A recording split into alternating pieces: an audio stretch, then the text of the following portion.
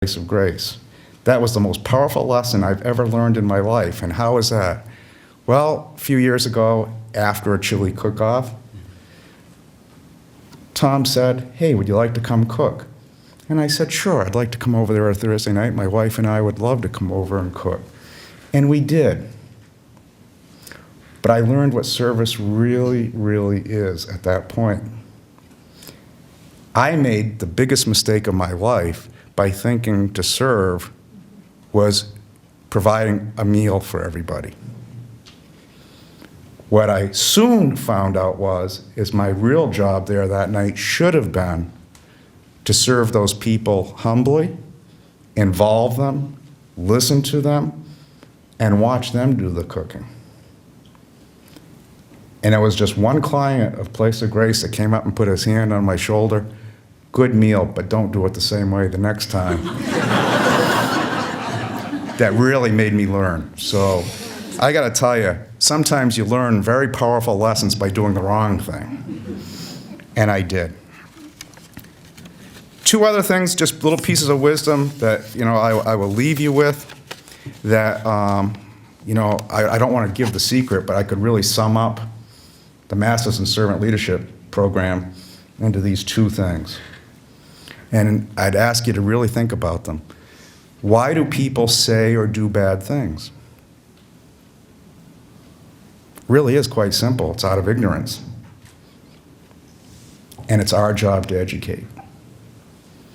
And really think about that, because I've been trying to disprove it. I told Rick Kite, I hated philosophy as an undergrad back in New Hampshire. But after 30 years of wisdom in life and growing up, I've been trying to disprove that for 6 years, and I haven't been able to do it. It really is true. And the other thing, more important than anything, and I'm paraphrasing Dorothy Day, Catholic social worker, there's a huge cost to doing nothing. So do something. So thank you to the Viterbo community and to everyone here tonight. It's a privilege and an honor. Thank you.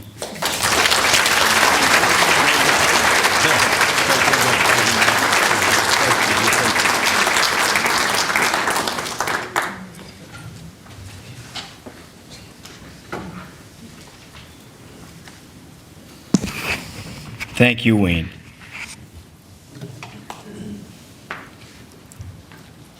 Our Distinguished Alumni Award for Professional Development, Kim Little.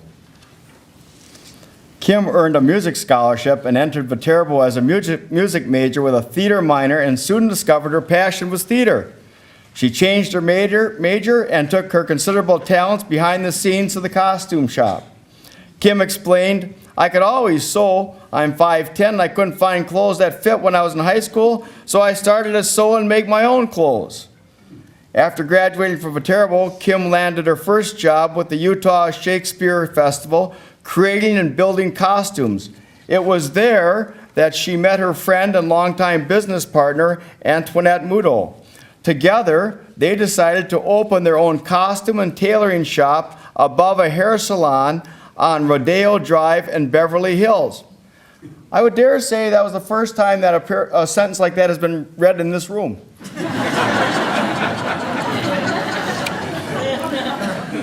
They both wanted to work for themselves, and they both had entrepreneurial spirit, which comes to no surprise to her mentor, Sister Marie Leon LaCroix. There she is right over there. Sister Marie Leon is in the house.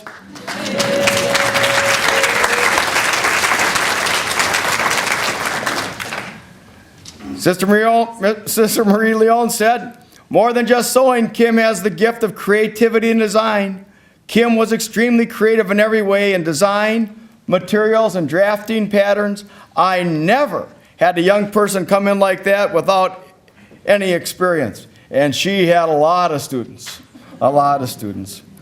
In 2000, with her successes stemming from the 1990s and the pressures of working within an ever-changing studio space, Kim and Antoinette took a risk, decided to build their own costume shop in 2000 in Larchmont Village, southwest of Paramount Studios. If you have watched a television, a movie, a concert, or a Disney theme park, there's a very good chance that you've seen Kim's work. Muto Little Costumes offers a full line of costume construction, alterations and tailoring, and design and fabric consultation services, and they are a major player in the industry. Some of our clients include Lady Gaga, a name who's never been mentioned in this room before either.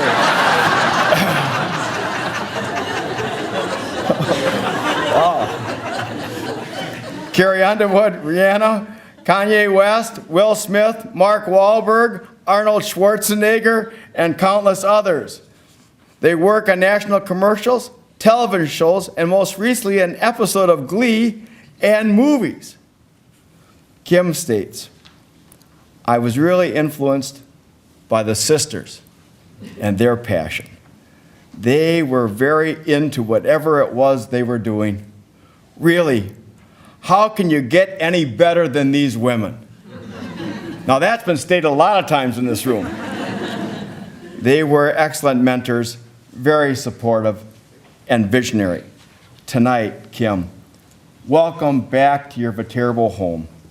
We are so honored for the goodness and beauty that you've brought to the world, and tonight we honor all that you have contributed.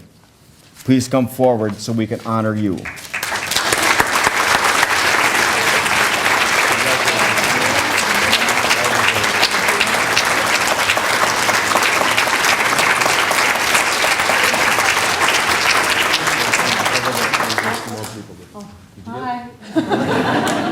Husband, son, they're all. Thank you. Okay, wow. Well, these people, I feel very humbled to be with them all because their service has been, it seems very humbling to me because they've been giving so much to the community and to everybody else. I think that seeing the women here in front of me are very inspirational because I just asked one of them if there were any men in their class. And there wasn't, were there? There were no men here at Viterbo then, were there? And they came in the 70s? 71. 71. No, 69. Oh, 69. Okay, 69. So you missed the men. I'm sorry.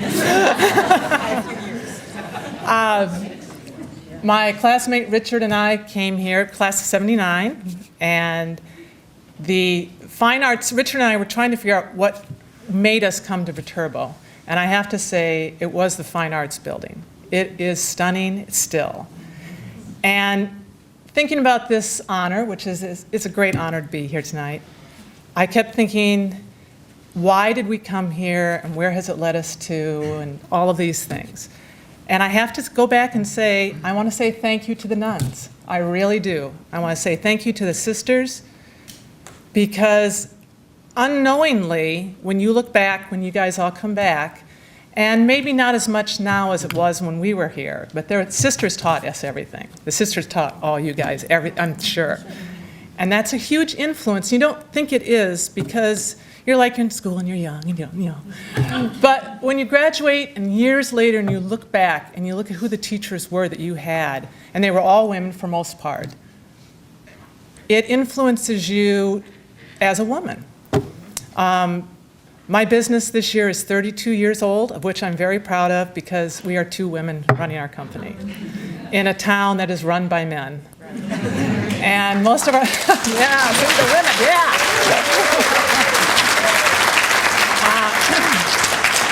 But I was raised around men. I have married a lovely man. I have a lovely son. I have lovely friends. But to be around women and be supportive of women is just a whole another issue for me. So I want to say thank you to the nuns.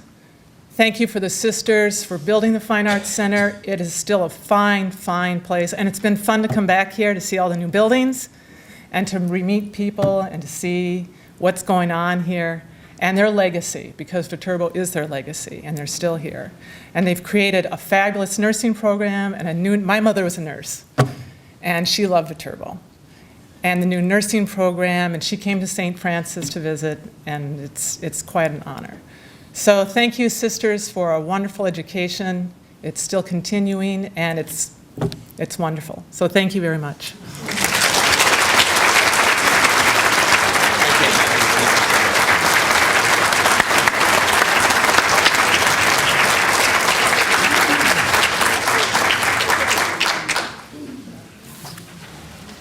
The Jewish rabbi Abraham Heschel in 1968 was asked when he was on his deathbed, "Rabbi, do you have words of wisdom for the next generation?" And I think that these words are lived out in our recipients tonight. He said this: "Teach the next generation that there is meaning beyond absurdity.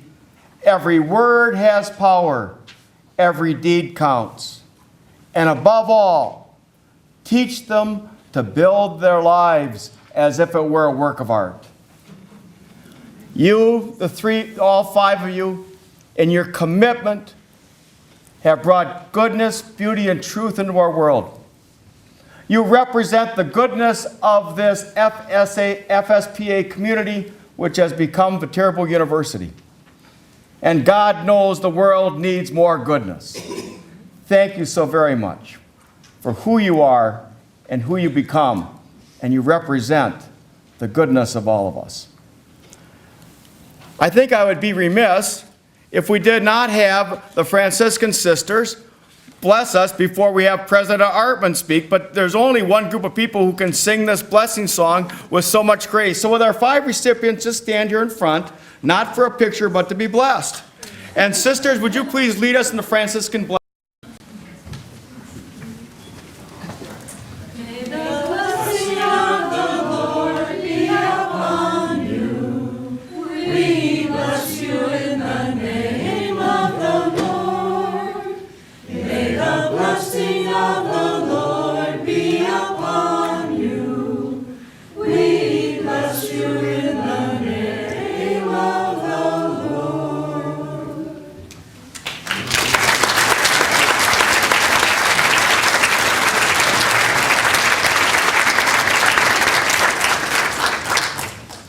I see that you're all given clocks as a remembrance of tonight, that we want to make sure you had more time to continue to do more good work.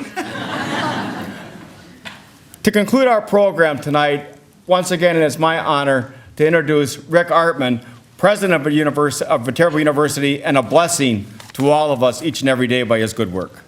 Thank you, Tom. Well, and I want to say thank you to Tom, who selflessly does these programs for us so many times and speaks in the community and throughout the country. And this is your 33rd wedding anniversary tonight. So thank you, Priscilla, for loaning out Tom once again. Thank you, Tom. So we have in just a few moments, a reception, and we have a treat for you. Now, that's not a euphemism. This is a gastronomical treat. And we are blessed to have with us one of Kim's classmates, Richard Reskel, who came from California to support Kim. Now, you may have, if you're a follower of Strides, seen Richard's picture on the paper. This was our March issue. Richard was the winner of the Food Network's Last Cake Standing Contest, and he won the coveted title of Best Cake Artist in America.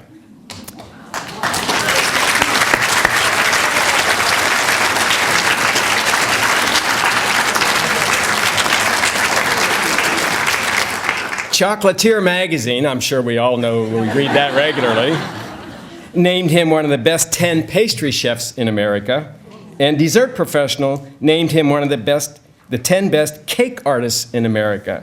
We named him one of our own. So thank you, Richard, who this morning worked with a group of our dietetics and nutrition students to prepare some treats for us. And I've asked Richard if he would just say a little bit about what we're going to experience, and then we will close. Richard? Well, this morning I had the privilege of helping some dietetics students in the lab, and they prepared pumpkin spice cupcakes with cream cheese mousse and sauteed apples for you. So first come, first serve.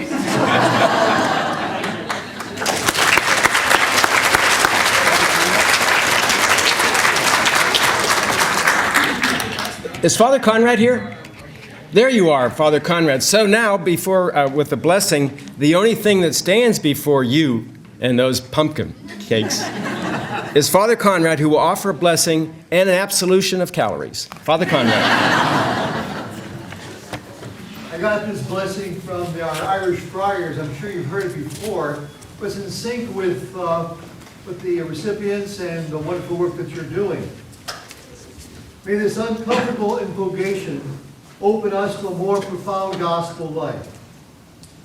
May God bless you with discomfort and easy answers, half-truths, superficial relationships, that you may live deep within your heart.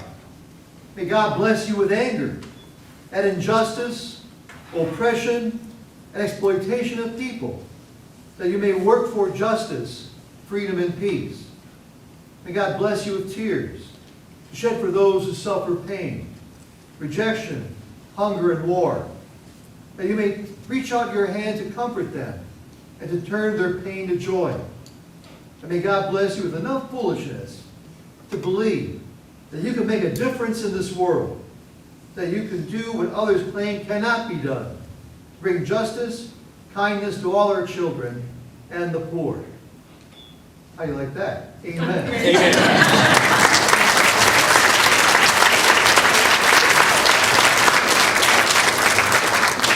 Bon appetit!